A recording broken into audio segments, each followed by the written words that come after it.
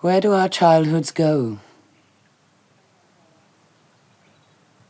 Sometimes I write children's books when I'm not acting, inventing new lands full of strange beasts, legends, heroes. Inventing or rediscovering? Often when I arrive, I feel I've been there before. My own past appears in the story, a visitor in disguise.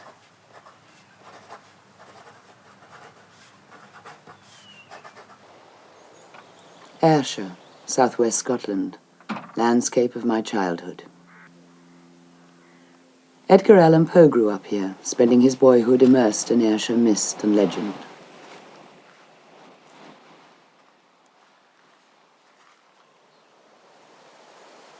The first peoples came 10,000 years ago, in slow Mesolithic migrations from the west. You can find their sites still, scattered stones, carved with the signs of their gods. The Romans came but never conquered. They built 2 giant walls spanning the country to keep the Scots out. The walls were abandoned, then overcome by nature. The land is crossed with ancient trails leading to nowhere, mapping the contours of forgotten kingdoms.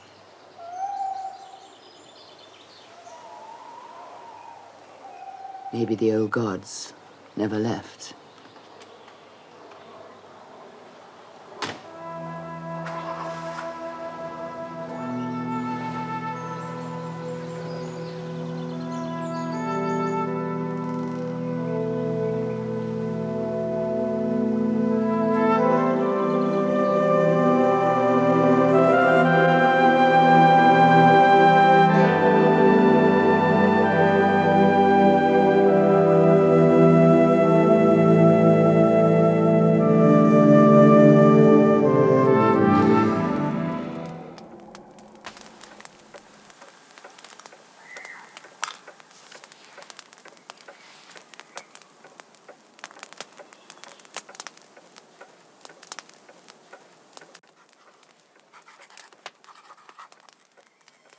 The beginning. Long, long ago, the heavenly spirit of the universe tossed from her finger like an emerald the fair land of Umbany, and very far down through the reaches of the sky it fell, to land in the heart of the great continent.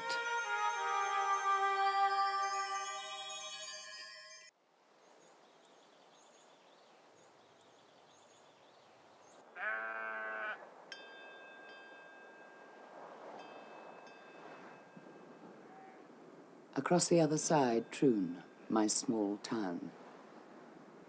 I used to stare at the peaks in the distance. One day I'd reach them.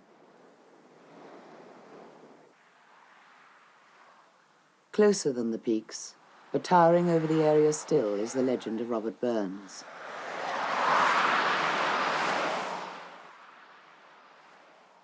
Burns' birthplace. Inside, in the byre where the farm animals would have stayed, everything is now clean. Like the legend surrounding the man, the building has been tidied and polished. Across Ayrshire you can find the graves of those Burns knew, of those he immortalized in verse. He gave folk memory its poetry, and Scotland back its folk memory. Burns and Ayrshire were a couple well met. Here on a stormy night in Alloway Kirkyard, Tam O'Shanter discovers a witch's coven. Generations of Scots children know the story. In flash from pole to pole, near and more near the thunders roll, when, glimmering thro' the groaning trees, Kirkalloway seemed in a breeze. Thrill Cabor the beams were glancing, and loud resounded mirth and dancing, and vow, Tam saw an uncaught sight, warlocks and witches in a dance, nae Cotland Brent knew fae France, but hornpipes, jigs, strathspeys and reels, put life and metal in their heels. A winnock bunker in the east, there sat old Nick in the shape o' a beast. Coffins stood round like open presses that showed the dead in their last dresses. each in its called hand held a light by which heroic Tam was able to note upon the Haley table 5 tomahawks with blood red rusted, 5 scimitars with murder crusted, a garter which a babe had strangled, a knife a father's throat had mangled, 3 lawyers' tongues turned inside out, with lies seamed like a beggar's clout, 3 priests' hearts rotten black as muck, they stinking vile in every nook.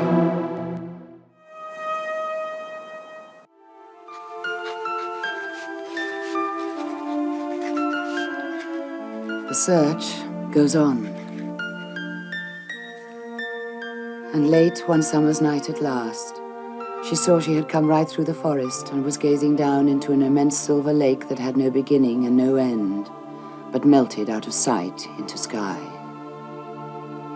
And a call seemed to come from far back inside her, a call to something beautiful and tremendous.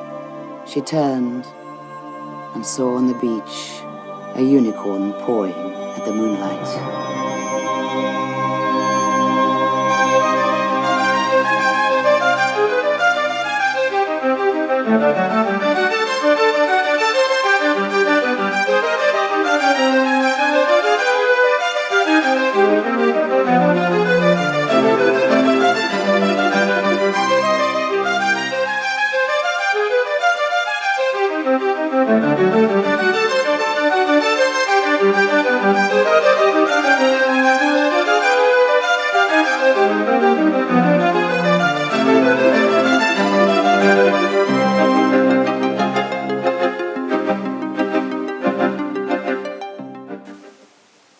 Between the sea and the hills where I grew up lies Troon.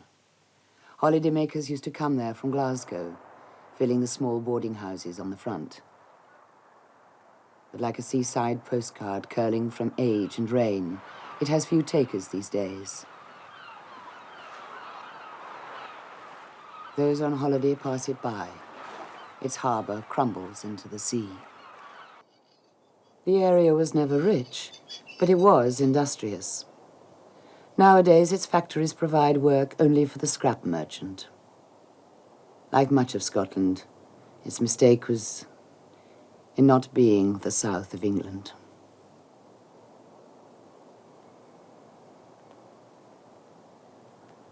Yet despite all, something remains which keeps the place whole, something of the Troon I remember. What you might call, perhaps, its authentic soul.